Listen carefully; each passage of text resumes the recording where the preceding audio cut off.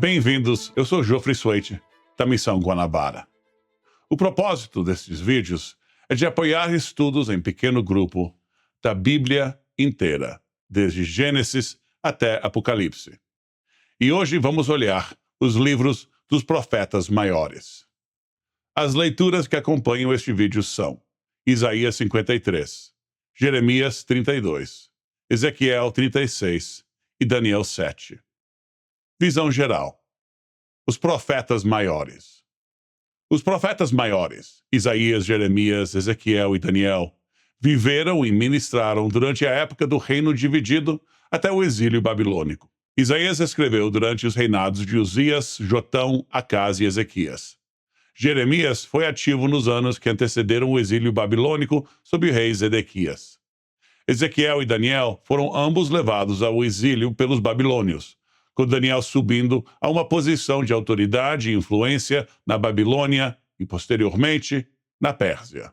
Juntos, esses profetas procuraram chamar o povo de Deus ao arrependimento por sua idolatria e maldade, e apontar para a esperança além do juízo de Deus. Os profetas maiores contêm todos uma série de acusações que especificam como o povo de Deus e seus líderes violaram o pacto, advertências que declaram o que Deus fará em resposta, instrução sobre como o juízo de Deus pode ser evitado e afirmações da fidelidade de Deus à sua promessa.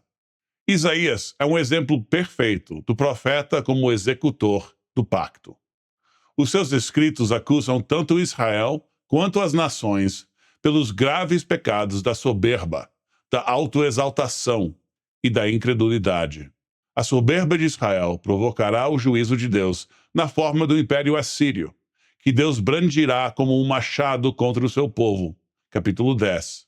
Mas após brandir o machado, Deus quebrará a Assíria pela sua própria soberba, a fim de garantir que somente ele seja e permaneça supremo.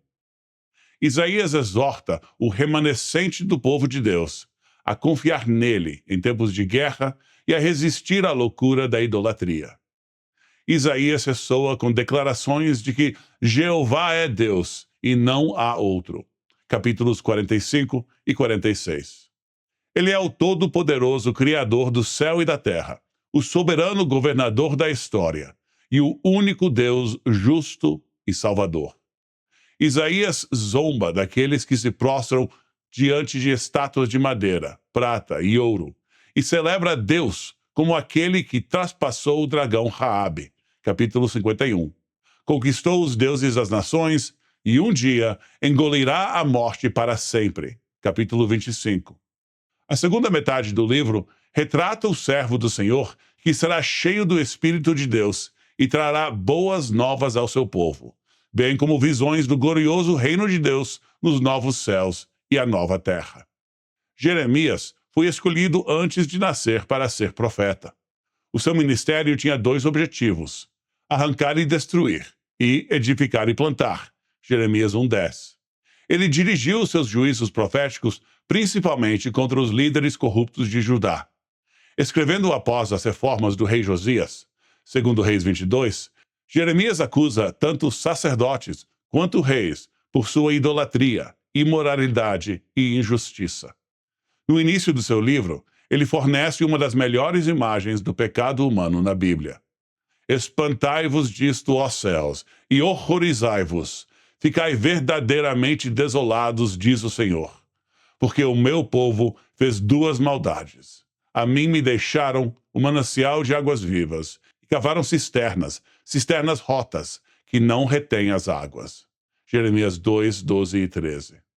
A essência do pecado é afastar-se de Deus como a fonte de águas vivas e buscar satisfação nas cisternas rotas do mundo. A acusação de Jeremias nos lembra que o pecado não é apenas mal, é uma insanidade. Os santos anjos no céu ficam chocados e horrorizados com a rebelião do povo de Deus. Por causa dessa rebelião, Deus usará a Babilônia como instrumento do seu juízo, exilando Israel em cumprimento das maldições da aliança de Deuteronômio. O livro contém uma série de narrativas que demonstram que os líderes de Israel rejeitam as advertências do profeta e, assim, selam o destino da nação. Ezequiel foi o profeta do exílio, um sacerdote levado para a Babilônia em 597 a.C. Ao contrário de Isaías e Jeremias, o seu livro tem poucos chamados ao arrependimento, uma vez que o juízo de Deus já estava começando a cair. Em vez disso, ele vê visões fantásticas da nuvem de glória e do trono de Deus partindo do templo. Ezequiel 1, 3 e 10. E oferece demonstrações visuais da destruição iminente de Jerusalém, que ocorre 10 anos após o exílio. O seu ministério foi de acusação, destacando os pecados de Israel de idolatria, prostituição, roubo e assassinato, e os descrevendo em termos de infidelidade conjugal.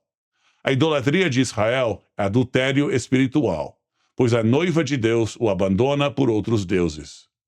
Israel pecou tão gravemente que superou em maldade a própria Sodoma, capítulo 16. E o juízo de Deus não dormirá. Mas, se o juízo é certo, e Ezequiel raramente emite o chamado ao arrependimento, qual é o propósito da sua mensagem? Repetidamente, o Senhor lhe diz que agirá para que então saibam que eu sou o Senhor. Variações dessa frase aparecem mais de 70 vezes no livro, tornando-a o tema central do ministério profético de Ezequiel. O livro de Daniel se passa no contexto do exílio na Babilônia. Daniel está entre os exilados levados por Nabucodonosor, e ele e seus amigos ascendem a posições de proeminência na corte babilônica. As famosas histórias do livro demonstram a guerra contínua entre a semente da serpente e a semente da mulher. Daniel e seus amigos são assaltados por uma ninhada de víboras, que usam qualquer método possível para destruir os líderes de Deus. Mas o Senhor livra seus amigos da fornalha ardente e Daniel da cova dos leões, demonstrando o seu poder soberano mesmo em terra estrangeira. Jeová não é uma divindade tribal que foi conquistada pelos falsos deuses de Babilônia. Como Nabucodonosor e Dário vieram a reconhecer, o Deus de Daniel é o Altíssimo. O seu domínio é um domínio eterno, e o seu reino de geração em geração. E todos os habitantes da terra são reputados como nada. E ele faz segundo a sua vontade no exército do céu e entre os habitantes da terra. E não há quem possa deter a sua mão, nem lhe dizer: que fazes? Daniel 4, 34 e 35. As visões proféticas de Daniel cumprem o cronograma de 70 anos do exílio de Jeremias e nos dão uma janela para as ações de Deus entre o fim do Antigo Testamento e o começo do Novo. Impérios surgirão e cairão, nações guerrearão entre si, ascenderão às alturas e então serão dispersas. Mas o Senhor reinará para sempre, e os seus propósitos não serão frustrados. Cada um dos profetas maiores acrescenta uma peça crucial ao Messias esperado e à vinda do reino de Deus. Isaías fala de um servo sofredor que carregará os nossos fardos e será traspassado pelas nossas transgressões. O Senhor o esmagará, mas o seu sofrimento dará fruto e o servo justificará a muitos. Jeremias aponta para uma futura aliança nova e eterna, na qual Deus garantirá não apenas a sua própria fidelidade, mas a fidelidade do seu povo. Jeremias 32. Ezequiel amplia a nova aliança, prometendo que Deus dará ao seu povo um coração novo e um espírito novo, para que andem nos seus caminhos. Ezequiel 36. Não apenas isso, mas do outro lado do exílio, Deus ressuscitará ossos secos dos mortos e dará nova vida ao seu povo. E as visões de Daniel incluem alguém semelhante a um filho do homem que vem ao ancião de dias e recebe domínio eterno sobre todos os povos, nações e línguas. Juntos, os profetas maiores apontam para Cristo, que sofreu pelos nossos pecados, Isaías, foi ressuscitado dos mortos, Ezequiel, e ascendeu à destra de Deus para receber um reino eterno, Daniel. E então derramou o seu Espírito sobre o seu povo, para que sejam perdoados e capacitados a guardar a aliança. Jeremias e Ezequiel.